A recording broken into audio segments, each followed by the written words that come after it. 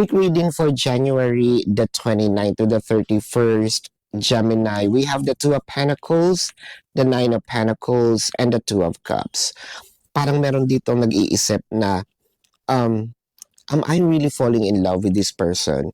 Kasi hindi lang happiness yung nararamdaman ko. So it felt like meron dito mga sitwasyon na iniisip ko na rin siya gabi-gabi, no?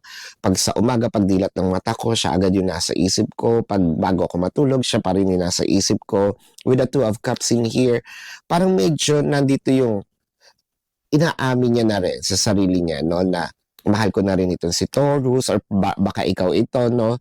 Ang maganda naman kasi dito with the Nine of Pentacles, whoever, no? Kung sino man ito nakakaramdam, meron ditong harvest. Harvest means kung ano yung mga magagandang ginawa natin. No? Hopefully, sana magaganda yung mga pinakita natin dito sa taong ito.